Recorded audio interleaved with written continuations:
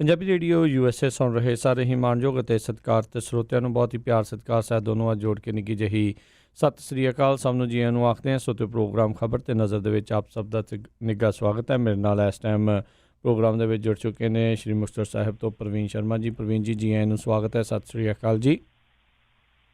ਸਤਿ ਸ਼੍ਰੀ ਅਕਾਲ ਜੀ। ਔਰ ਵਿਸ਼ਵ ਭਰ ਦੇ ਵਿੱਚ ਜਿੰਨੇ ਵੀ ਸਰੋਤੇ ਸਾਨੂੰ ਇਸ ਵੇਲੇ ਪੰਜਾਬੀ ਰੇਡੀਓ USA ਤੇ ਸੁਣ ਰਹੇ ਆ, ਸਾਰਿਆਂ ਨੂੰ ਪਿਆਰ ਭਰੀ ਸਤਿ ਸ਼੍ਰੀ ਅਕਾਲ ਜੀ। ਸਾਡੇ ਅੱਜ ਦੇ ਪ੍ਰੋਗਰਾਮ ਖਬਰ ਤੇ ਨਜ਼ਰ ਨੂੰ ਸਪਾਂਸਰ ਕਰਦੇ ਨੇ ਖਾਲਸਾ ਇੰਸ਼ੋਰੈਂਸ ਏਜੰਸੀ ਵਾਲੇ, ਜਿਨ੍ਹਾਂ ਦੇ ਕੋਲੋਂ ਤੁਸੀਂ ਹਰ ਇੱਕ ਤਰੀਕੇ ਦੀ ਇੰਸ਼ੋਰੈਂਸ ਕਰਵਾ ਸਕਦੇ ਹੋ। ਇੰਸ਼ੋਰੈਂਸ ਬਾਰੇ ਪਤਾ ਕਰਨ ਲਈ ਕਾਲ ਕਰ ਸਕਦੇ ਹੋ ਨੰਬਰ 408 272 2500 ਦੇ ਉੱਤੇ। ਇਸ ਮੌਕੇ ਕਵਰਡ ਕੈਲੀਫੋਰਨੀਆ ਹੈਲਥ ਇੰਸ਼ੋਰੈਂਸ ਦਾ ਸਮਾਂ ਚੱਲ ਰਿਹਾ ਆ, ਉਸ ਦੇ ਬਾਰੇ ਜਾਣਕਾਰੀ ਲਈ ਇਹਨਾਂ ਨੂੰ ਕਾਲ ਕਰੋ 408 272 2500 ਦੇ ਉੱਤੇ। ਨਾਲ ਹੀ Krishan Dhanota Yuba City, Tara Singh Marahar Clovis, Gurpal Singh Sandhu Antelope, Baljinder Singh Nijjar Woodland, Sucha Singh Shri Machhiwara Sahib, GN tyre and lube ਵਾਲੇ, ਜਿਨ੍ਹਾਂ ਦੇ ਕੋਲੋਂ ਤੁਸੀਂ truck wash, oil change, air breaker ਦਾ ਕੰਮ ਕਰਵਾ ਸਕਦੇ ਹੋ। ਨਵੇਂ ਪੁਰਾਣੇ ਟਾਇਰ ਵਾਜਿਬ ਕੀਮਤਾਂ 'ਤੇ ਖਰੀਦ ਸਕਦੇ ਹੋ। ਸੈਂਟਾਨੈਲਾ ਮੰਡੇਰਾ 'ਚ ਲੋਕੇਸ਼ਨ ਨੇ। ਕਾਲ ਨਿਮਾ ਸਹੋਤਾ 209 277 0113 ਅਤੇ west coast truck driving school Fresno ਵਾਲੇ, ਜਿਹੜੇ ਕਿ ਤੁਹਾਨੂੰ ਟਰੱਕ ਦਾ ਲਾਇਸੈਂਸ ਵਧੀਆ ਸਿਖਲਾਈ ਦੇ ਕੇ ਘੱਟ ਸਮੇਂ ਦੇ ਵਿੱਚ ਲੈਣ 'ਚ ਸਹਾਇਤਾ ਕਰਦੇ ਨੇ। ਕਾਲ ਅਜੀਤ ਅਟਵਾਲ 559 374 4541। ਇਹਨਾਂ ਸਾਰਿਆਂ ਦਾ ਬਹੁਤ ਬਹੁਤ ਧੰਨਵਾਦ। ਜੇਕਰ ਤੁਸੀਂ ਜਾਂ ਕੋਈ ਹੋਰ ਕਾਰੋਬਾਰ ਇਸ ਪ੍ਰੋਗਰਾਮ ਨੂੰ ਸਪਾਂਸਰ ਕਰਨਾ ਚਾਹੁੰਦੇ ਹੋ, ਸੰਪਰਕ ਕਰ ਸਕਦੇ ਹੋ ਨੰਬਰ 408 722 7698 ਦੇ ਉੱਤੇ। ਗੱਲਬਾਤ ਦਾ ਸਿਲਸਿਲਾ ਪ੍ਰਵੀਨ ਜੀ ਇਹੀ ਸ਼ੁਰੂ ਕਰਾਂਗੇ। ਪੰਜਾਬ ਦੇ ਵਿੱਚ ਜ਼ਿਮਨੀ ਚੋਣਾਂ ਦੇ ਨਤੀਜੇ, ਮਹਾਰਾਸ਼ਟਰ ਵਿਧਾਨ ਸਭਾ ਚੋਣਾਂ ਦੇ ਨਤੀਜੇ, ਕੀ ਕੁਛ ਵਾਪਰਿਆ, ਕੌਣ ਉੱਤੇ ਰਿਹਾ, ਕੌਣ ਥੱਲੇ ਰਿਹਾ? ਮੈਂ ਕਹਿੰਦਾ ਜੀ ਆਪਾਂ ਮਹਾਰਾਸ਼ਟਰ ਤੋਂ ਸ਼ੁਰੂ ਕਰ ਲੈਂਦੇ ਹਾਂ ਤੇ ਆਉਂਦੇ ਆਉਂਦੇ ਹਰਿਆਣੇ ਹੋ ਕੇ ਤੇ ਫਿਰ ਪੰਜਾਬ ਆ ਜਾਵਾਂਗੇ, ਕਿਉਂਕਿ ਪੰਜਾਬ ਆਪਣਾ ਘਰ ਹੈ ਤੇ ਘਰੇ ਹੀ ਚੰਗਾ ਹੁੰਦਾ ਬੰਦਾ ਜੀ, ਵਾਪਸੀ ਘਰੇ ਹੀ ਠੀਕ ਹੈ। ਮਹਾਰਾਸ਼ਟਰ ਦੀ ਆਪਾਂ ਗੱਲ ਕਰਾਂਗੇ। ਮਹਾਰਾਸ਼ਟਰ ਦੇ ਵਿੱਚ ਚੋਣ ਨਤੀਜੇ ਆ ਚੁੱਕੇ ਨੇ। ਤਕਰੀਬਨ ਜਿਹੜੀ ਸਥਿਤੀ ਹੈ ਜੀ ਉਹ ਸਾਫ਼ ਹੋ ਚੁੱਕੀ ਹੈ, ਕਿਉਂਕਿ ਇੱਥੇ ਜੇ ਆਪਾਂ ਗੱਲ ਕਰੀਏ ਨਾ ਤੇ ਇੱਥੇ 288 ਸੀਟਾਂ ਸੀਗੀਆਂ ਤੇ 288 ਦਾ ਰਿਜ਼ਲਟ ਤਕਰੀਬਨ ਆ ਚੁੱਕਿਆ। ਜਿਹੜੀ ਬੀਜੇਪੀ ਤੇ SS ਲੜਕੇ ਚੋਣਾਂ ਲੜੀਆਂ ਸੀ, ਜਿਨ੍ਹਾਂ ਨੇ, ਯਾਨੀ ਕਿ ਜਿਹਨੂੰ ਆਪਾਂ ਸ਼ਿਵ ਸੈਨਾ ਵੀ ਕਹਿ ਦਿੰਦੇ ਆ, 158 ਸੀਟਾਂ ਤੇ ਉਹ ਜਿੱਤ ਦੇ ਨੇੜੇ ਪਹੁੰਚ ਚੁੱਕੀ ਆ। 27 ਸੀਟਾਂ ਉਹਨਾਂ ਦੀਆਂ ਪਿਛਲੀ ਵਾਰ ਨਾਲੋਂ ਘੱਟ ਹੈ। ਕਾਂਗਰਸ ਤੇ NCP ਜਿਹੜੇ ਕਿ ਪਿਛਲੇ ਦਿਨੀ ਮਿਹਣੋ ਮਿਹਣੀ ਵੀ ਹੋਏ ਹੈ, ਕਾਂਗਰਸ ਦੇ ਬੰਦਿਆਂ ਤੇ ਇਲਜ਼ਾਮ ਲੱਗਿਆ, ਕਾਂਗਰਸ ਦੇ ਗਾਂਧੀ ਪਰਿਵਾਰ ਤੇ NCP ਵਾਲਿਆਂ ਨੇ ਇਲਜ਼ਾਮ ਲਾਇਆ ਕਿ ਬਈ ਇੱਕ ਪਾਸੇ ਸ਼ਰਦ ਪਵਾਰ ਹੈ, 80 ਸਾਲਾਂ ਨੂੰ ਢੁੱਕਿਆ ਬੰਦਾ ਚੋਣ ਪ੍ਰਚਾਰ ਕਰਦਾ, ਦੂਜੇ ਪਾਸੇ ਕਾਂਗਰਸੀ ਹੈ, ਏਸੀ ਕਮਰਿਆਂ ਦੇ ਵਿੱਚ ਬਹਿ ਕੇ ਇਹਨਾਂ ਨੇ ਚੋਣ ਪ੍ਰਚਾਰ ਕੀਤਾ। ਖੈਰ ਇਹ ਵੀ ਆਪਦੀ ਉਮੀਦ ਨਾਲੋਂ ਜ਼ਿਆਦਾ ਲੈ ਗਏ ਸੀਟਾਂ, 103 ਸੀਟਾਂ ਤੇ ਇਹ ਅੱਗੇ ਚੱਲੇ।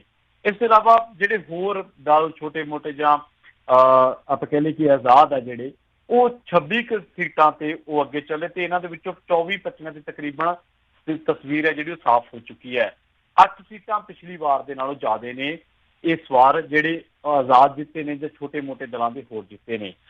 ਸਾਰਿਆਂ ਨਾਲੋਂ ਜ਼ਿਆਦਾ ਜਿਹੜੀਆਂ ਨਜ਼ਰਾਂ ਸੀਗੀਆਂ ਉਸ ਦੀ ਸ਼ਰਦ ਪਵਾਰ ਦੇ ਉੱਤੇ। ਸ਼ਰਦ ਪਵਾਰ ਜਿਹੜਾ ਬੰਦਾ ਵਾ, ਉਹਦਾ ਏਰੀਆ ਗਿਣਿਆ ਜਾਂਦਾ ਰਕਾਂਪਾ, ਤੇ ਰਕਾਂਪਾ ਦੇ ਜਿਹੜੀਆਂ 56 ਜਿਹੜੀਆਂ ਪੱਛਮੀ ਮਹਾਰਾਸ਼ਟਰ ਦੀਆਂ ਸੀਟਾਂ ਪੈਂਦੀਆਂ, ਉੱਥੇ 22 ਸੀਟਾਂ ਦੇ ਉੱਤੇ ਇਹ ਬੰਦੇ ਜਿੱਤੇ ਆ, ਜਿਹਨੂੰ ਅਸੀਂ NCP ਕਹਿ ਦਿੰਦੇ, ਸ਼ਰਦ ਪਵਾਰ ਹੋਣੀ। ਤੇ ਪਿਛਲੇ, ਜੇ ਮੈਂ ਕਹਾਂ ਨਾ, ਜਿਹੜੇ ਆਪਾਂ ਐਨਾਲਿਸਿਸ ਕਰੀਏ ਤਾਂ ਪਿਛਲੇ 20 ਸਾਲਾਂ ਤੋਂ ਇਹ ਸਭ ਤੋਂ ਵਧੀਆ ਪ੍ਰਦਰਸ਼ਨ ਉਹਨਾਂ ਦਾ। ਇਸ ਤੋਂ ਇਲਾਵਾ ਜਿਹੜੇ ਹੋਰ ਕੋਈ ਵੱਡੇ ਚਿਹਰੇ ਆ, ਆਪਾਂ ਕਹਿ ਲਈਏ ਕਿ ਜਿਹੜੇ ਫੜਨਵੀਸ ਸਰਕਾਰ ਦੇ ਸੀਗੇ, ਉਹਨਾਂ ਨੂੰ ਹਾਰ ਦਾ ਮੂੰਹ ਦੇਖਣਾ ਪਿਆ। ਔਰ ਸ਼ਰਦ ਪਵਾਰ ਨੇ ਤਕਰੀਬਨ ਭਾਜਪਾ ਨੂੰ ਇੱਕ ਤਰੀਕੇ ਨਾਲ ਉਹਨਾਂ ਇਲਾਕਿਆਂ ਦੇ ਵਿੱਚ, ਜਿਨ੍ਹਾਂ ਇਲਾਕਿਆਂ ਦੇ ਵਿੱਚ ਰਕਾਂਪਾ, ਕਿਉਂਕਿ ਇਹਦਾ ਜਿਹੜਾ ਜਨਮ ਆ ਨਾ ਸ਼ਰਦ ਪਵਾਰ ਦਾ, ਉਹ ਵੀ ਬਾਰਾਮਤੀ ਜ਼ਿਲ੍ਹੇ ਦੇ ਵਿੱਚ ਹੋਇਆ ਸੀਗਾ, ਤੇ ਇਸ ਕਰਕੇ ਇੱਥੇ ਜਿਹੜੀ ਰਕਾਂਪਾ ਵਾ ਉਹਨੇ ਸਭ ਤੋਂ ਵਧੀਆ ਪ੍ਰਦਰਸ਼ਨ ਕੀਤਾ, ਜਿਹਨੂੰ ਅਸੀਂ ਰਾਸ਼ਟਰਵਾਦੀ ਕਾਂਗਰਸ ਪਾਰਟੀ ਕਹਿੰਦੇ ਆ, ਸ਼ਰਦ ਪਵਾਰ ਵਾਲੀ ਪਾਰਟੀ। ਤਾਂ ਇਸ ਕਰਕੇ ਇਹਨੇ ਸਭ ਤੋਂ ਜ਼ਿਆਦਾ ਨੁਕਸਾਨ ਭਾਜਪਾ ਸ਼ਿਵ ਸੈਨਾ ਦਾ ਇੱਥੇ ਕੀਤਾ। ਦੂਜੀ ਗੱਲ ਇਹ ਕਿ ਜੇਕਰ ਆਪਾਂ ਇਹਨਾਂ ਚੋਣ ਨਤੀਜਿਆਂ ਤੇ ਆਪਾਂ ਗੌਰ ਕਰੀਏ ਨਾ, ਤੇ ਫੜਨਵੀਸ ਦੇ ਜਿਹੜੇ ਬੰਦੇ ਆ, ਘੱਟੋ ਘੱਟ 4-5 ਚਿਹਰੇ ਇਹੋ ਜਿਹੇ ਆ ਜਿੱਥੇ ਫੜਨਵੀਸ ਦੇ ਜਿਹੜੇ ਜ਼ਿਆਦਾ ਜਿਹੜੇ ਤਕੜੇ ਦਿੱਗਜ ਚਿਹਰੇ ਸੀਗੇ ਉਹ ਹਾਰ ਗਏ ਆ।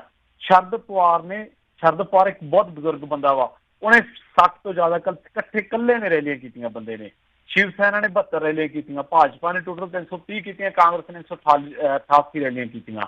ਤੇ ਇਸ ਵਾਰ ਜੇ ਆਪਾਂ ਗੱਲ ਕਰੀਏ ਲੋਕ ਸਭਾ ਚੋਣਾਂ ਦੇ ਨਾਲ ਇਹਨਾਂ ਦਾ ਜਿਹੜਾ ਕੰਪੈਰੀਜ਼ਨ ਹੈ, ਇਸ ਭਾਜਪਾ ਸ਼ਿਵ ਸੈਨਾ ਦਾ ਗਠਬੰਧਨ ਹੈ, ਇਹਨੂੰ ਸਰਕਾਰ ਬਣਾ ਰਿਹਾ ਤਕਰੀਬਨ ਇੱਥੇ ਇਹਨੂੰ 160 ਸੀਟਾਂ ਮਿਲੀਆਂ। ਹਾਲਾਂਕਿ ਇਸ ਗਠਬੰਧਨ ਦੀ ਭਾਵੇਂ ਵਾਪਸੀ ਸੱਤਾ ਦੇ ਵਿੱਚ ਹੋ ਰਹੀ ਆ, ਪਰ ਜੇ ਵੋਟ ਸ਼ੇਅਰ ਦੀ ਗੱਲ ਕਰੀਏ ਤਾਂ ਦੋਨੇ ਹੀ 2014 ਦੇ ਜਿਹੜੇ ਵਿਧਾਨ ਸਭਾ ਦੇ ਲੋਕ ਸਭਾ ਦੇ ਜਿਹੜੇ ਚੋਣ ਨਤੀਜੇ ਆ ਉਹਨਾਂ ਦੇ ਮੁਕਾਬਲੇ ਘਟ ਗਏ ਆ। 2014 ਦੇ ਵਿੱਚ ਇਸੇ ਗਠਬੰਧਨ ਦੇ ਕੋਲ 185 ਸੀਟਾਂ ਸੀਗੀਆਂ, ਹੁਣ ਇਹਨਾਂ ਕੋਲ 107 ਸੀਟਾਂ, ਯਾਨੀ ਕਿ 15 ਇੱਥੋਂ ਘਟੀਆਂ। ਦੂਜੀ ਗੱਲ ਇਹ ਹੈ ਕਿ 2014 ਵਿਧਾਨ ਸਭਾ ਚੋਣਾਂ ਦੇ ਵਿੱਚ ਇਹਨਾਂ ਨੂੰ 47% ਵੋਟ ਮਿਲੀਆਂ ਸੀਗੀਆਂ, ਇਸ ਵਾਰੀ ਇਹ ਵੋਟ ਸ਼ੇਅਰ ਜਿਹੜਾ 42 ਰਹਿ ਗਿਆ, ਯਾਨੀ ਕਿ 5% ਘਟ ਗਿਆ। ਭਾਜਪਾ 65 ਸੀਟਾਂ ਜਿੱਤੀ, 36 ਤੇ ਅੱਗੇ ਚੱਲੀ, ਤੇ ਸ਼ਿਵ ਸੈਨਾ 45 ਸੀਟਾਂ ਜਿੱਤੀ, 12 ਤੇ ਅੱਗੇ ਚੱਲੀ। ਰਕਾਂਪਾ 42 ਸੀਟਾਂ ਜਿੱਤੀ, 12 ਤੇ ਉਹਨਾਂ ਨੇ ਲੀਡ ਲਈ ਹੋਈ ਆ। ਕਾਂਗਰਸ 29 ਜਿੱਤੀ ਤੇ ਉਹਨਾਂ ਨੇ 17 ਤੇ ਲੀਡ ਲਈ ਹੋਈ ਹੈ। 2014 ਵਿਧਾਨ ਸਭਾ ਦੇ ਵਿੱਚ ਭਾਜਪਾ ਨੂੰ 122 ਤੇ ਸ਼ਿਵ ਸੈਨਾ ਨੂੰ 163 ਮਿਲੀਆਂ ਸੀ, ਯਾਨੀ ਕਿ ਕੁੱਲ ਮਿਲਾ ਕੇ ਇਹ 180 ਦੇ ਅੰਕੜੇ ਤੋਂ ਟੱਪ ਚੁੱਕੇ ਸੀਗੇ। ਪਰ ਇਸ ਵਾਰ ਇਹਨਾਂ ਦਾ ਵੋਟ ਸ਼ੇਅਰ ਘਟਿਆ, 2014 ਦੇ ਮੁਕਾਬਲੇ ਇਹਨਾਂ ਦਾ 5% ਵੋਟ ਸ਼ੇਅਰ ਘਟਿਆ। ਸੋ ਤਕਰੀਬਨ ਬੇਸ਼ੱਕ RSS ਔਰ ਜਿਹੜਾ ਇਹਨਾਂ ਨੇ ਪੱਤਾ ਖੇਡਿਆ ਸੀਗਾ ਕਿ ਜੀ ਸਾਵਰਕਰ ਨੂੰ ਅਸੀਂ ਭਾਰਤ ਰਤਨ ਦੀ ਮੰਗ ਕਰਾਂਗੇ, ਜਾਂ ਜਿਹੜਾ ਉੱਥੇ ਜਾ ਕੇ ਮੋਦੀ ਸਾਹਿਬ ਨੇ ਪੱਤੇ ਖੇਡੇ ਕਿ ਜੀ ਅਸੀਂ ਸਰਜੀਕਲ ਸਟ੍ਰਾਈਕ ਕੀਤੀਆਂ, ਅਸੀਂ ਫਲਾਹ ਕਰ ਦਾਂਗੇ, ਤਾਂ ਉੱਥੋਂ ਪਤਾ ਲੱਗਦਾ ਕਿ ਜਿਹੜਾ ਜਾਦੂ ਸੀਗਾ ਨਾ, ਜਿਹੜੇ ਐਗਜ਼ਿਟ ਪੋਲ ਸੀਗੇ, ਐਗਜ਼ਿਟ ਪੋਲਾਂ ਦੀ ਜੇ ਮੈਂ ਗੱਲ ਕਰਾਂ ਤਾਂ ਜੇ ਤੁਸੀਂ ਮੰਗਲਵਾਰ ਦਾ ਅਖਬਾਰ ਚੱਕੋਗੇ ਤਾਂ ਮਹਾਰਾਸ਼ਟਰ ਦੇ ਵਿੱਚ ਜਿਹੜਾ ਭਾਜਪਾ ਸ਼ਿਵ ਸੈਨਾ ਦਾ ਗੱਠਜੋੜ ਹੈ ਉਹਨਾਂ ਨੂੰ 211 ਸੀਟਾਂ ਦੇਈ ਜਾਂਦੇ ਸੀਗੇ। NDTV ਵਾਲੇ 211 ਦਿੰਦੇ ਸੀ, ਟਾਈਮਜ਼ ਨਾਓ ਵਾਲੇ 230 ਦਿੰਦੇ ਸੀ, TV ਇੱਕ ਮਰਾਠੀ ਚੈਨਲ ਆ ਉਹਦਾ 197 ਦਿੰਦਾ ਸੀ, ਇੱਕ CNN ਨਿਊਜ਼ ਆ ਉਹ 243 ਦਿੰਦਾ ਸੀਗਾ। ਸੋ ਉਦੋਂ ਬਾਅਦ ਹੁਣ ਜਿਹੜੀ ਤਸਵੀਰ ਸਾਫ਼ ਹੋਈ ਹੈ ਉਹ ਇਹ ਕਿ ਇਹ ਗਠਬੰਧਨ 160 ਸੀਟਾਂ ਤੇ ਸਿਮਟ ਗਿਆ। ਹੁਣ ਆਪਾਂ ਗੱਲ ਕਰਦੇ ਹਾਂ ਹਰਿਆਣੇ ਦੀ, ਕਿਉਂਕਿ ਹਰਿਆਣਾ ਸਾਡਾ ਗਵਾਂਢੀ ਹੈ ਤੇ ਸਾਡੀ ਹਰਿਆਣੇ ਦੀ ਜਿਹੜੀ ਸਿਆਸਤ ਆ ਨਾ ਉਹਦੇ 'ਚ ਪੰਜਾਬੀਆਂ ਦੀ ਦਿਲਚਸਪੀ ਬਹੁਤ ਜ਼ਿਆਦਾ ਹੈ। ਇਹ ਗੱਲ ਵੱਖਰੀ ਹੈ ਕਿ ਹੁਣ ਪੰਜਾਬੀਆਂ ਦੀ ਦਿਲਚਸਪੀ ਕੈਨੇਡਾ ਦੀ ਸਿਆਸਤ ਦੇ ਵਿੱਚ ਹਰਿਆਣਾ ਤੇ ਪੰਜਾਬ ਨਾਲੋਂ ਵੀ ਜ਼ਿਆਦਾ ਵਾ। ਹਰਿਆਣੇ ਦੀ ਜੇ ਮੈਂ ਗੱਲ ਕਰਾਂ ਰਾਜੀ, ਤਾਂ ਹਰਿਆਣੇ ਦੇ ਵਿੱਚ 90 ਦੇ 90 ਸੀਟਾਂ ਤੇ ਤਕਰੀਬਨ ਸਥਿਤੀ ਸਾਫ਼ ਹੋ ਚੁੱਕੀ ਹੈ। BJP 40 ਸੀਟਾਂ ਜਿੱਤੀ ਹੈ, ਇਹਦੀਆਂ ਪਿਛਲੀ ਵਾਰ ਦੇ ਨਾਲੋਂ 7 ਸੀਟਾਂ ਘੱਟ ਹੈ। ਕਾਂਗਰਸ 31 ਸੀਟਾਂ ਜਿੱਤੀ ਹੈ ਤੇ ਪਿਛਲੀ ਵਾਰੀ ਇਹੀ ਕਾਂਗਰਸ 15 ਸੀਟਾਂ ਤੇ ਸਹਿਮਤੀ ਸੀ। JJP ਜਨਨਾਇਕ ਜਨਤਾ ਪਾਰਟੀ ਜਿਹੜੀ ਕਿ ਚੌਟਾਲਾ ਪਰਿਵਾਰ ਦੇ ਦਫਾੜ ਹੋਣ ਤੋਂ ਬਾਅਦ ILD ਇਨੈਲੋ ਤੋਂ ਵਿੱਚੋਂ ਨਿਕਲੀ ਹੈ। ਇਨੈਲੋ ਨੂੰ ਇੱਕ ਸੀਟ ਆਈ ਹੈ, ਇਨੈਲੋ ਤੇ ਅਕਾਲੀ ਦਲ ਲੜੇ ਹੈ, ਇੱਕ ਸੀਟ ਤੇ ਉਹ ਅੱਗੇ ਸੀਗੇ। 19 ਸੀਟਾਂ ਦਾ ਨੁਕਸਾਨ ਹੋਇਆ। ਪਿਛਲੀ ਵਾਰੀ ਇਨੈਲੋ 20 ਸੀਟਾਂ ਜਿੱਤੀ ਸੀਗੀ। ਇਸ ਵਾਰ JJP ਪਹਿਲੀ ਵਾਰ ਚੋਣ ਲੜੀ ਹੈ, 10 ਮਹੀਨਿਆਂ ਦੇ ਵਿੱਚ ਦੂਜੀ ਚੋਣ ਲੜ ਰਹੀ ਹੈ ਪਾਰਟੀ। ਇਸ ਤੋਂ ਪਹਿਲਾਂ ਉਹਨਾਂ ਨੇ ਲੋਕ ਸਭਾ ਚੋਣਾਂ ਲੜੀਆਂ ਸੀ। 10 ਮਹੀਨਿਆਂ ਦੇ ਵਿੱਚ ਪਾਰਟੀ 10 ਸੀਟਾਂ ਜਿੱਤਦੀ ਹੈ। ਮੇਰੇ ਖਿਆਲ ਦੇ ਨਾਲ ਇੱਕ ਚੰਗਾ ਆਗਾਜ਼ ਕਹਿ ਸਕਦਾ ਹੈ JJP ਦਾ। ਦੁਸ਼ਯੰਤ ਚੌਟਾਲਾ ਉਹਨਾਂ ਦੇ ਲੀਡਰ ਨੇ, ਉਹ ਮੀਡੀਆ ਦੇ ਮੁਖਾਤਬ ਵੀ ਹੋ ਰਹੇ ਸੀ, ਉਹ ਕਹਿੰਦੇ ਕਿ ਸਾਡੀ ਜਿੱਤ ਨਹੀਂ ਹੈ, ਇਹ ਲੋਕਾਂ ਦੀ ਜਿੱਤ ਹੈ।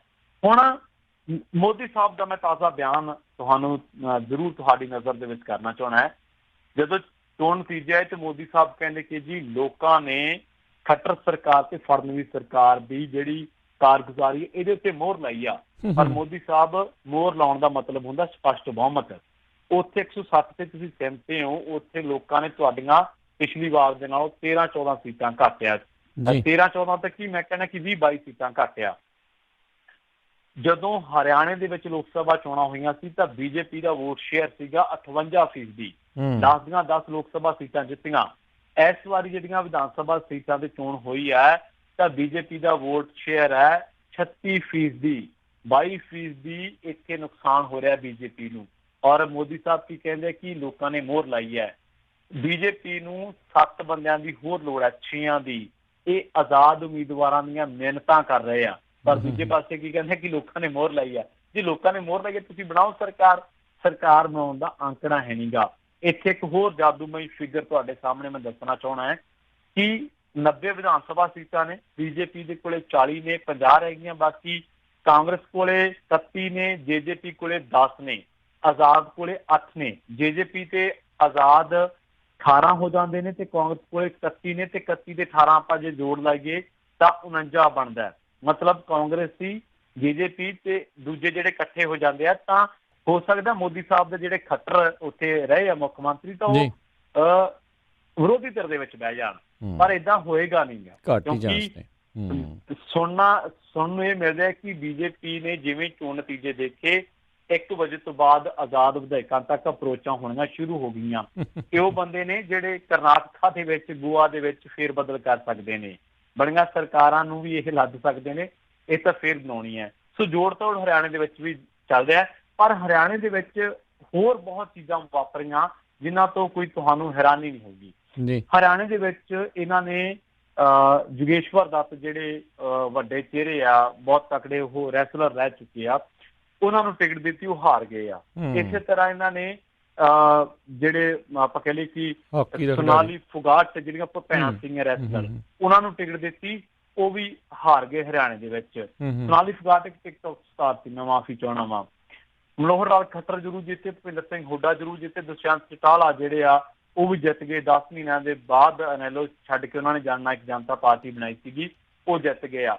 ਬਬੀਤਾ ਫੋਗਾਟ ਜਿਹੜੇ ਕਿ ਬਹੁਤ ਵੱਡੇ ਕਾਮਨਵੈਲਥ ਗੇਮਸ ਦੇ ਵਿੱਚ ਉਹਨਾਂ ਨੇ ਗੋਲਡ ਜਿੱਤਿਆ ਸੀਗਾ, ਉਹ ਹਾਰ ਗਏ ਆ।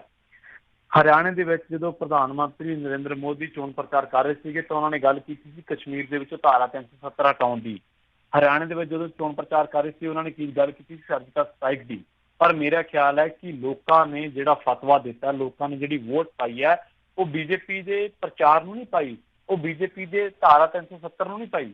ਕਿਉਂਕਿ ਜਿਹੜਾ ਨੈਸ਼ਨਲ ਲੈਵਲ ਦਾ ਇੱਕ ਆਪਾਂ ਕਹਿ ਲਈਏ ਕਿ ਚੋਣ ਹੈ, ਇੱਕ ਨੈਸ਼ਨਲ ਲੈਵਲ ਦੀ ਜਿਹੜੀ ਇਲੈਕਸ਼ਨਸ ਨੇ, ਉਹਦੇ ਵਿੱਚ ਤੁਸੀਂ ਕਹਿ ਸਕਦੇ ਹੋ ਕਿ ਅਸੀਂ ਫਲਾਂ ਕੀਤਾ, ਅਸੀਂ ਧਾਰਾ 370 ਕੀਤੀ, ਹਿੰਦੂਆਂ ਨੂੰ ਖਤਰਾ ਵਾ, ਮਾਈਨੋਰਟੀਜ਼ ਲਈ ਅਸੀਂ ਆਹ ਕੀਤਾ ਵਾ, ਦਲਿਤ ਸਾਡੇ ਭਰਾ ਨੇ, ਪਾਕਿਸਤਾਨ ਸਾਡਾ ਦੁਸ਼ਮਣ ਹੈ, ਅਸੀਂ ਆਹ ਕੀਤਾ ਫਲਾਂ ਕੀਤਾ, ਉਹਦੇ 'ਚ ਤੁਸੀਂ ਕਹਿ ਸਕਦੇ ਹੋ।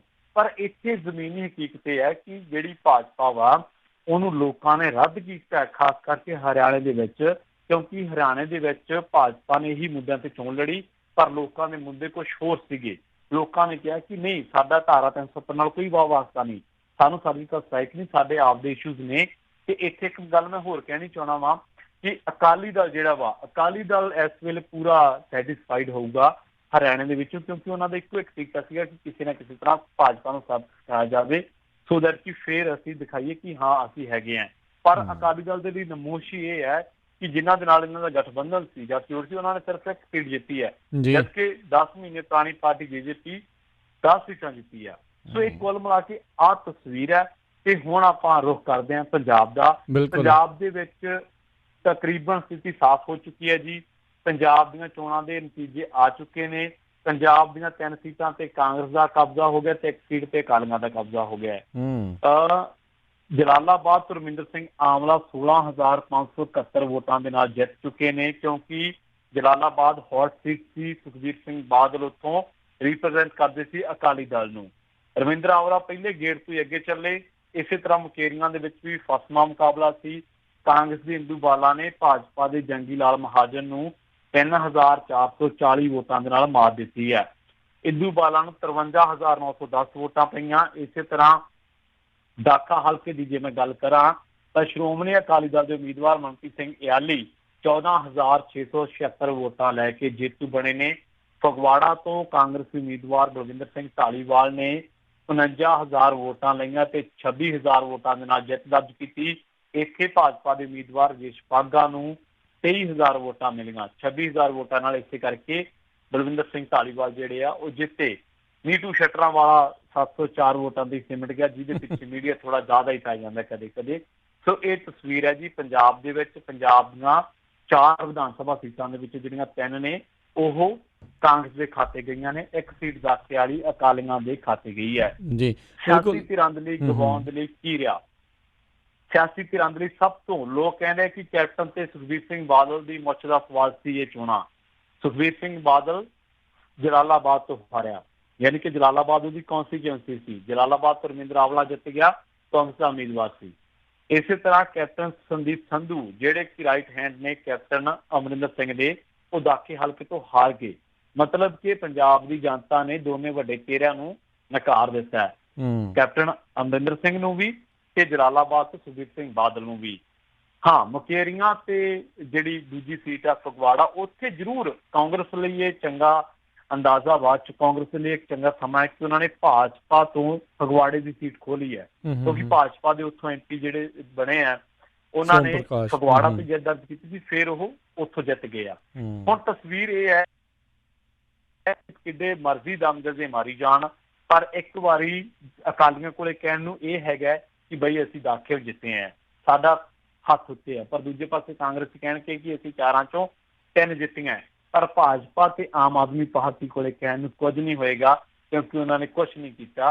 ਅਕਾਲੀ ਦਲ ਦਾ ਇੱਕ ਵਾਰੀ ਫਿਰ ਹੱਥ ਭਾਜਪਾ ਦੇ ਉੱਤੇ ਹੋ ਜਾਊਗਾ, ਕਿਉਂਕਿ ਉਹਨਾਂ ਨੇ ਕਿਹਾ ਸੀਗਾ ਕਿ 2022 ਦੇ ਵਿੱਚ ਅਸੀਂ ਪੰਜਾਬ ਦੇ ਵਿੱਚ ਸਰਕਾਰ ਬਣਾਵਾਂਗੇ। ਪਰ ਹੁਣ ਸਥਿਤੀ ਤਕਰੀਬਨ ਬਦਲ ਚੁੱਕੀ ਹੈ। ਇੱਕ ਵਾਰੀ ਗੇਂਦ ਅਕਾਲੀ ਦਲ ਦੇ ਪਾਲੇ ਦੇ ਵਿੱਚ ਆ ਗਈ ਹੈ। ਦੋਨਾਂ ਦੀ ਗੱਲ ਕਰਦਾ ਮੈਂ, ਭਾਜਪਾ ਤੇ ਅਕਾਲੀ ਦਲ ਦੀ, ਕਿਉਂਕਿ ਇੱਕ ਪਾਸੇ ਭਾਜਪਾ ਉੱਥੇ ਆਜ਼ਾਦ ਉਮੀਦਵਾਰਾਂ ਨੂੰ ਅਪਰੋਚ ਕਰ ਰਹੀ ਹੈ ਜਿਹੜੇ ਜਿੱਤੇ ਹੈ ਹਰਿਆਣੇ ਦੇ ਵਿੱਚ, ਦੂਜੇ ਪਾਸੇ ਪੰਜਾਬ ਦੇ ਵਿੱਚ ਭਾਜਪਾ ਦੋਵੇਂ ਦੀਆਂ ਦੋਵੇਂ ਸੀਟਾਂ ਹਾਰ ਗਈ। ਜੀ ਜੀ ਬਿਲਕੁਲ, ਇਹ ਕਾਫੀ ਜਿਹੜੇ ਦਿਲਚਸਪ ਮੁਕਾਬਲੇ ਰਹੇ। ਹੁਣ ਹਰਿਆਣੇ ਦੇ ਵਿੱਚ ਚੰਗੇ ਜਿਹੜੇ ਆ ਜੋੜ ਤੋੜ ਆ ਉਹ ਹੋਣਗੇ। ਇੰਡੀਪੈਂਡੈਂਟਾਂ ਦੀ ਜਿਹੜੀ ਉੱਥੇ ਆਜ਼ਾਦ ਉਮੀਦਵਾਰ ਆ ਉਹਨਾਂ ਦੀ ਤਾਂ ਲਾਟਰੀ ਕਹਿ ਲਓ ਵੀ ਇੱਕ ਹਿਸਾਬ ਦੇ ਨਾਲ ਹੁਣ ਲੱਗੀ ਆ। ਉਹਨਾਂ ਦੇ ਜਿਹੜੇ ਕਹਿੰਦੇ ਵੀ ਹੁਣ ਮੁੱਲ ਜਿਹੜੇ ਉਹ ਪੈਣਗੇ। ਦੇਖੋ ਕੌਣ ਜ਼ਿਆਦਾ ਦਿੰਦਾ ਕੌਣ ਨਹੀਂ ਦਿੰਦਾ, ਪਰ ਇਹ ਵੀ ਇੱਕ ਬੜੀ ਅਫਸੋਸ ਵਾਲੀ ਗੱਲ ਆ ਵੀ ਫਿਰ ਪੈਸਿਆਂ ਦੇ ਉੱਤੇ ਡੁੱਲ ਕੇ ਜਿਹੜੀਆਂ ਹੁਣ ਇਹ ਸਰਕਾਰਾਂ ਉੱਥੇ ਬਣਨੀਆਂ। ਬਾਕੀ ਬਿਲਕੁਲ ਜਿਹੜਾ ਪੰਜਾਬ ਦੇ ਵਿੱਚ ਬਾਦਲ ਹੁਣੀ ਆਪਣੇ ਹਲਕੇ ਤੋਂ, ਅਤੇ ਜਿੱਦਾਂ ਕੈਪਟਨ ਤੁਸੀਂ ਦੱਸਿਆ ਆ ਦਾਖੇ ਹਲਕੇ ਤੋਂ ਹਾਰੇ ਆ। ਆਮ ਆਦਮੀ ਪਾਰਟੀ ਦੀਆਂ ਤਾਂ ਮੈਨੂੰ ਲੱਗਦਾ ਜ਼ਮਾਨਤਾਂ ਜ਼ਬਤ ਰਹੀਆਂ ਸਾਰੇ ਪਾਸੇ। ਬਹੁਤ ਘੱਟ ਜਿਹੜੀਆਂ ਵੋਟਾਂ ਉਹਨਾਂ ਨੂੰ 2-2 ਹਜ਼ਾਰ 3-3 ਹਜ਼ਾਰ ਵੋਟ ਤੱਕ ਹੀ ਜਿਹੜੇ ਉਹ ਸਿਮਟ ਕੇ ਜਿਹੜੇ ਉਹ ਰਹਿ ਗਏ।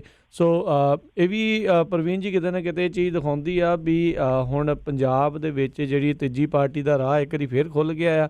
ਜੇ ਕੋਈ ਕੰਮ ਕਰੂਗਾ ਤਾਂ ਸ਼ਾਇਦ ਜਿਹੜਾ ਉਹ ਅੱਗੇ ਵੀ ਆਉਣ ਵਾਲੇ ਸਮੇਂ ਦੇ ਵਿੱਚ ਉਹ ਆ ਸਕੇ। ਪਰ ਹਾਲ ਦੀ ਘੜੀ ਲੋਕਾਂ ਨੇ ਦੋਨੋਂ ਹੀ ਪੁਰਾਣੀਆਂ ਰਵਾਇਤੀ ਪਾਰਟੀਆਂ ਨੂੰ ਮੁੜ ਕੇ ਜਿਹੜਾ ਉਹ ਅਪਣਾ ਲਿਆ ਆ। ਵੈਸੇ ਵੀ ਜਿਹੜੀਆਂ ਜ਼ਿਮਨੀ ਚੋਣਾਂ ਦੇ ਵਿੱਚ ਜਿਹਦੀ ਸਰਕਾਰ ਹੁੰਦੀ ਉਹਦੀ ਝੰਡੀ ਕਹਿੰਦੇ ਜ਼ਿਆਦਾ ਰਹਿੰਦੀ ਆ।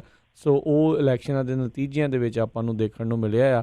ਪਰ ਜੇ ਪਰਸਨਲ ਤੌਰ ਦੇ ਉੱਤੇ ਦੇਖਿਆ ਜਾਵੇ ਤਾਂ ਸੁਖਬੀਰ ਬਾਦਲ ਅਤੇ ਜਿਹੜੇ ਹੈਗੇ ਨੇ ਕੈਪਟਨ ਅਮਰਿੰਦਰ, ਉਹਨਾਂ ਦੋਨਾਂ ਨੂੰ ਹੀ ਆਪੋ ਆਪਣੇ ਮੇਨ ਬੰਦਿਆਂ ਦੇ ਜਾਂ ਮੇਨ ਇਲਾਕਿਆਂ ਦੇ ਵਿੱਚ ਉੱਥੇ ਹਾਰ ਦਾ ਸਾਹਮਣਾ ਦੇਖਣਾ ਪਿਆ ਆ। ਅਤੇ ਅਗਲੀ ਜਿਹੜੀ ਪ੍ਰਵੀਨ ਜੀ ਇੱਕ ਕਹਿ ਲਓ ਵੀ ਵੱਡੀ ਖਬਰ ਆ, ਉਹ ਆਪਾਂ ਜਿਹੜੀ ਸਰੋਤਿਆਂ ਨਾਲ ਜਿਹੜੀ ਉਹ ਸਾਂਝੀ ਕਰਦੇ ਹਾਂ। ਕਰਤਾਰਪੁਰ ਕੋਰੀਡੋਰ ਸੰਬੰਧੀ ਭਾਰਤ ਪਾਕਿਸਤਾਨ ਦਰਮਿਆਨ ਸਮਝੌਤਾ ਜਿਹੜਾ ਪੱਤਰ ਉਸ ਦੇ ਉੱਤੇ ਹੋਏ ਆ ਹੁਣ ਦਸਤਖਤ। ਵੀਜ਼ਾ ਮੁਕਤ ਹੋਵੇਗੀ ਹੁਣ ਯਾਤਰਾ। ਦੇਖੋ ਜੀ, ਬਿਲਕੁਲ ਇਹ ਬਹੁਤ ਚਿਰਾਂ ਤੋਂ ਉਡੀਕੀ ਜਾ ਰਹੀ ਖਬਰ ਸੀ, ਕਿਉਂਕਿ ਬਹੁਤ ਸਮੇਂ ਤੋਂ ਇਸ ਤਰੀਕ ਦਾ ਇੰਤਜ਼ਾਰ, ਜਾਂ ਕਹਿ ਲਓ ਕਿ ਇਸ ਗੱਲ ਦਾ ਇੰਤਜ਼ਾਰ ਕੀਤਾ ਜਾ ਰਿਹਾ ਸੀ ਕਿ ਕਦੋਂ ਇਹ ਦੋਵੇਂ ਦੇਸ਼ਾਂ ਦੇ ਅਧਿਕਾਰੀ ਮਿਲ ਕੇ ਬੈਠਣਗੇ ਤੇ ਕਦੋਂ ਇਹ ਇੱਕ ਦੂਜੇ ਦੇ ਦਸਤਾਂ ਤੇ ਇੱਕ ਦੂਜੇ ਦੇ ਸਮਝੌਤਿਆਂ ਤੇ ਸਹੀ ਪਾਉਣਗੇ। ਕਿਉਂਕਿ ਇੱਕ ਪਾਸੇ ਕਰਤਾਰਪੁਰ ਸਾਹਿਬ ਕੋਰੀਡੋਰ ਦਾ ਕੰਮ ਚੱਲ ਰਿਹਾ, ਦੂਜੇ ਪਾਸੇ ਜਿਹੜੇ ਸਾਡੇ ਸੰਬੰਧ ਨੇ ਉਹਨਾਂ ਦੇ ਵਿੱਚ ਲਗਾਤਾਰ ਤਲਖੀ ਆ ਰਹੀ ਹੈ। ਔਰ ਤੁਸੀਂ ਦੇਖੋ ਕਿ ਪਿਛਲੇ ਦਿਨਾਂ ਦੇ ਵਿੱਚ ਫਿਰੋਜ਼ਪੁਰ ਉੱਤੇ ਡਰੋਨ ਆ ਰਹੇ ਨੇ, ਜਾਂ ਕਸ਼ਮੀਰ ਦੇ ਵਿੱਚ ਜਿਹੜੀ ਘੁਸਪੈਠ ਲਗਾਤਾਰ ਵੱਧ ਰਹੀ ਆ। ਸੋ ਇਹ ਜਿਹੜੀਆਂ ਚੀਜ਼ਾਂ ਨੇ ਤਲਖੀ ਵਾਲੀਆਂ ਨੇ। ਦੂਜੇ ਪਾਸੇ ਸਾਡਾ ਰਾਸ਼ਟਰਵਾਦ ਆ, ਸਾਡੇ ਲੋਕ ਰਾਸ਼ਟਰਵਾਦੀ ਆ, ਸਾਡੇ ਨੇਤਾ ਰਾਸ਼ਟਰਵਾਦੀ ਆ। ਉਹਨਾਂ ਦੇ ਬਿਆਨ ਹੀ ਇੱਕ ਮੀਡੀਆ ਰਾਜ ਜਾਂਦਾ ਉਹਨਾਂ ਦੇ ਨਾਲ। ਉਹਨਾਂ ਦੇ ਬਿਆਨ ਹੀ ਇੱਦਾਂ ਦੇ ਹੁੰਦੇ ਕਿ ਜੇਕਰ ਸਾਹਮਣੇ ਵਾਲਾ ਬੰਦਾ ਸੌਫਟ ਬੋਲੀ ਬੋਲਦਾ ਵੀ ਹੈ, ਉਹ ਕਹਿੰਦਾ ਕਿ ਡਰ ਗਿਆ, ਫਿਰ ਹਾਰ ਕੇ ਉਹਨਾਂ ਨੂੰ ਕਹਿਣਾ ਪੈਂਦਾ ਕਿ ਬਾਈ ਦੋਨੇ ਤਾਕਤਾਂ ਪਰਮਾਣੂ ਤਾਕਤਾਂ। ਤੇ ਵੇਖ ਲਓ ਜਦੋਂ ਫਿਰ ਕੰਮ ਚੱਲ ਪਿਆ, ਫਿਰ ਤਾਂ ਤੁਹਾਨੂੰ ਪਤਾ ਹੀ ਹੈ, ਨਾ ਉਸ ਪਾਸੇ ਕੁਛ ਰਹਿਣਾ ਨਾ ਉਸ ਪਾਸੇ।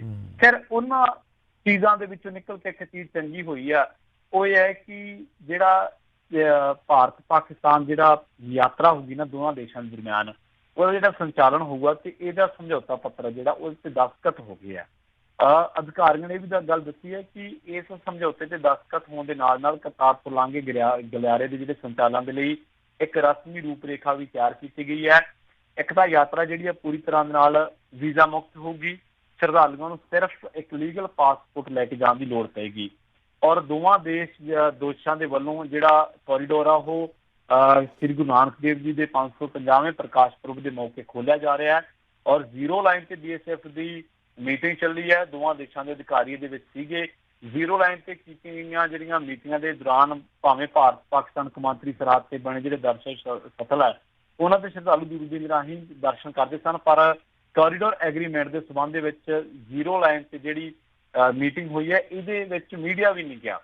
ਸੋ ਹੁਣ ਦੋਵਾਂ ਦੇਸ਼ਾਂ ਦੇ ਵਿੱਚ ਇਹ ਗੱਲ ਤੇ ਸਮਝੌਤਾ ਹੋਣਾ ਹੈ ਕਿ ਇੱਕ ਤਾਂ ਫੀਸ ਔਰ ਜਿਹੜਾ ਸ਼ਰਧਾਲੂਆਂ ਦੇ ਲਈ ਕੋਰੀਡੋਰ ਦਾ ਇਸਤੇਮਾਲ ਵਰਤੋਂ, ਉੱਥੇ ਸੁਰੱਖਿਆ, ਠਹਿਰਨ ਤੇ ਖਾਣ ਪੀਣ ਦੀ ਜਿਹੜੀ ਵਿਵਸਥਾ ਹੈ ਉਸ ਤੋਂ ਉਹਨੂੰ ਲੈ ਕੇ ਸਮਝੌਤਾ ਹੋਣਾ ਹੈ। ਤਕਰੀਬਨ ਹੁਣ ਕੁੱਲ ਜਿਹੜੀਆਂ ਮੇਜਰ ਸ਼ਰਤਾਂ ਸੀਗੀਆਂ ਉਹਨਾਂ ਤੇ ਤਕਰੀਬਨ ਸਹਿਮਤੀ ਬਣ ਚੁੱਕੀ ਆ। ਹੁਣ ਡੇਰਾ ਬਾਬਾ ਨਾਨਕ ਦੇ ਵਿੱਚ ਇਸ ਤੋਂ ਪਹਿਲਾਂ ਵੀ ਭਾਰਤ ਪਾਕਿਸਤਾਨ ਅਧਿਕਾਰੀਆਂ ਦੀ 3 ਵਾਰ ਬੈਠਕ ਹੋ ਚੁੱਕੀ ਹੈ। ਔਰ ਉਮੀਦ ਇਹ ਕੀਤੀ ਜਾ ਰਹੀ ਹੈ ਕਿ ਜਿਹੜੀ ਨੈਕਸਟ ਹੋਣੀ ਹੈ, ਜਿਹੜੀ ਫਾਈਨਲ ਅਸੀਂ ਕਹਿ ਸਕਦੇ ਹਾਂ, ਉਹਦੇ ਵਿੱਚ ਤਕਰੀਬਨ 100% ਗੱਲ ਜਿਹੜੀ ਸਿਰੇ ਚੜ੍ਹ ਗਈ। ਜਿਹਦੇ 'ਚ ਫੀਸ, ਸੁਰੱਖਿਆ, ਠਹਿਰਨ ਜਾਂ ਵਾਪਸੀ, ਇਹਨਾਂ ਚੀਜ਼ਾਂ ਦੇ ਬਾਰੇ ਤਸਵੀਰ ਸਾਫ਼ ਹੋ ਜੂਗੀ। ਪਰ ਇੱਥੇ ਗੱਲ ਜ਼ਰੂਰ ਹੈ ਕਿ ਪਿਛਲੇ ਦਿਨੀ ਖਬਰਾਂ ਇਹ ਮਿਲੀਆਂ ਸੀਗੀਆਂ ਕਿ ਇੰਡੀਆ ਦੇ ਵੱਲੋਂ ਸ਼ਾਇਦ ਜਿਹੜਾ ਕੰਮ ਆ ਉਹ ਪਛੜ ਸਕਦਾ ਹੈ, ਕਿਉਂਕਿ ਉੱਥੇ ਜਿਹੜੀ ਸਾਡੀ ਚੈੱਕ ਪੋਸਟ ਬਣਨੀ ਆ ਨਾ, ਉਹਦਾ ਇਹਨਾਂ ਨੇ ਹਲੇ ਨਿਰਮਾਣ ਨਹੀਂ ਕੀਤਾ। ਉੱਥੇ ਜਾ ਕੇ ਜੇਕਰ ਤੁਸੀਂ ਵਿਜ਼ਿਟ ਕਰੋਗੇ, ਜਿਹੜਾ ਕੋਰੀਡੋਰ ਆ ਉਹ ਬਣ ਰਿਹਾ ਵਾ, ਉਹ ਹਾਈਵੇ ਜਿਹੜਾ ਵਾ ਬਣ ਰਿਹਾ, ਰਸਤਾ ਬਣ ਰਿਹਾ ਪੂਰੀ ਤਰ੍ਹਾਂ ਦੇ ਨਾਲ, ਪਰ ਜਿਹੜੀ ਉੱਥੇ ਚੈੱਕ ਪੋਸਟ ਬਣਨੀ ਆ, ਜਿੱਥੇ ਵੀਜ਼ੇ ਲੱਗਣੇ ਆ, ਜਿੱਥੇ ਸਿਕਿਉਰਿਟੀ ਦੇ ਬੰਦੇ ਬੈਠਣੇ ਆ, ਜਿੱਥੇ ਆਫੀਸ਼ੀਅਲਸ ਨੇ ਬੈਠਣਾ ਵਾ, ਉਹ ਹਲੇ ਇਮਾਰਤ ਜਿਹੜੀ ਹੈ ਕੰਸਟਰਕਸ਼ਨ ਅੰਡਰ ਕੰਸਟਰਕਸ਼ਨ ਹੈ। ਸੋ ਉਹਨੂੰ ਲੈ ਕੇ ਤਾਂ ਬੇਸ਼ੱਕ ਹੋ ਸਕਦਾ ਕਿ ਭਾਰਤ ਵਾਲੇ ਪਾਸੇ ਆਰਜ਼ੀ ਤੰਬੂ ਲਾਉਣੇ ਪੈਣ ਇਹਨਾਂ ਨੂੰ, ਉਹ ਤਾਂ ਕਿਉਂਕਿ 9 ਨਵੰਬਰ ਤੱਕ ਰਸਮੀ ਪ੍ਰੋਗਰਾਮਾਂ ਨੇ ਸ਼ੁਰੂ ਹੋ ਜਾਣਾ 8 ਨਵੰਬਰ ਨੂੰ, ਪਰ ਤਕਰੀਬਨ ਜਿਹੜੀਆਂ ਗੱਲਾਂ ਨੇ, ਮੇਜਰ ਜਿਹੜੇ ਪੁਆਇੰਟ ਆ ਉਹ ਸਾਫ਼ ਹੋ ਚੁੱਕੇ। ਔਰ ਅੰਦਾਜ਼ਾ ਲੋਕ ਇਹ ਲਾ ਰਹੇ ਸੀ, ਕੁਝ ਲੋਕ, ਕਿ ਜਿਸ ਤਰੀਕੇ ਨਾਲ ਦੋਵਾਂ ਦੇਸ਼ਾਂ ਦੇ ਦਰਮਿਆਨ ਤਲਖੀ ਹੈ, ਉਸ ਤਰੀਕੇ ਤੋਂ ਲੱਗਦਾ ਸੀ ਕਿ ਜੇ ਬਿਆਨਬਾਜ਼ੀ ਤੋਂ ਲੱਗਦਾ ਸੀ ਕਿ ਸ਼ਾਇਦ ਇਹਨਾਂ ਦੀ ਭਾਵਨਾ ਬਦਲ ਨਾ ਜਾਵੇ, ਸ਼ਾਇਦ ਲੇਟ ਨਾ ਕਰ ਜਾਣ। ਪਰ ਮੈਂ ਕਹਿ ਸਕਦਾ ਕਿ ਵਿਸ਼ਵ ਭਰ ਦੇ ਸਿੱਖਾਂ ਦੇ ਵੱਲੋਂ ਕੀਤੀਆਂ ਗਈਆਂ ਅਰਦਾਸਾਂ ਸ਼ਾਇਦ ਕਬੂਲ ਹੋ ਗਈਆਂ ਨੇ, ਔਰ ਹੁਣ ਬਹੁਤ ਜਲਦ ਅਸੀਂ ਲਾਂਘਾ ਖੁੱਲੇਗਾ ਤੇ ਅਸੀਂ ਉੱਧਰ ਜਾ ਸਕਾਂਗੇ। ਜੀ ਬਿਲਕੁਲ, ਬਹੁਤ ਚਿਰ ਤੋਂ ਜਿਹੜੀ ਉਹ ਤਾਂਘ ਸੀਗੀ ਤੇ 550ਵੇਂ ਪ੍ਰਕਾਸ਼ ਪੁਰਬ ਦੇ ਉੱਤੇ ਸ਼ੁਭ ਘੜੀ ਆਈ ਆ ਤੇ ਇਹ ਇੱਕ ਚੰਗੀ ਗੱਲ ਜਿਹੜੀ ਆ ਦੋਨਾਂ ਹੀ ਪਾਸੇ ਜਿਹੜੇ ਆ ਸ਼ਰਧਾਲੂ ਆ ਉਹਨਾਂ ਵਾਸਤੇ ਜਿਹੜੀ ਹੋਵੇਗੀ। ਲੋਕਾਂ ਨੂੰ ਵੀ ਆਪਸ ਦੇ ਵਿੱਚ ਮਿਲਣ ਜੁਲਣ ਦਾ ਮੌਕਾ ਮਿਲੇਗਾ। ਸਿਆਸਤਦਾਨਾਂ ਨੇ ਤਾਂ ਵੰਡੀਆਂ ਪਾਈਆਂ, ਪਰ ਲੋਕ ਤਾਂ ਅਜੇ ਵੀ ਇਕੱਠੇ ਹੀ ਰਹਿਣਾ ਚਾਹੁੰਦੇ ਨੇ। ਤੇ ਪ੍ਰਵੀਨ ਜੀ, ਬਹੁਤ ਆਪਾਂ ਤੁਹਾਡਾ ਧੰਨਵਾਦ ਕਰਦੇ ਹਾਂ, ਤੁਸੀਂ ਸਾਡੇ ਨਾਲ ਜੁੜੇ, ਇਹਨਾਂ ਖਬਰਾਂ ਬਾਰੇ, ਚੋਣਾਂ ਦੇ ਨਤੀਜਿਆਂ ਬਾਰੇ ਜਿਹੜੀਆਂ ਜਾਣਕਾਰੀਆਂ ਸਾਂਝੀਆਂ ਕੀਤੀਆਂ, ਇਸ ਖਬਰ ਬਾਰੇ ਜਾਣਕਾਰੀ ਸਾਂਝੀ ਕੀਤੀ, ਬੜੀ ਮਿਹਰਬਾਨੀ, ਧੰਨਵਾਦ, ਸਤਿ ਸ਼੍ਰੀ ਅਕਾਲ ਜੀ। ਸਤਿ ਸ਼੍ਰੀ ਅਕਾਲ ਜੀ। ਤੇ ਸਰੋਤਿਓ, ਇੱਥੇ ਸਾਡਾ ਅੱਜ ਦਾ ਇਹ ਪ੍ਰੋਗਰਾਮ ਉਹ ਵੀ ਹੁਣ ਸਮਾਪਤ ਹੈ।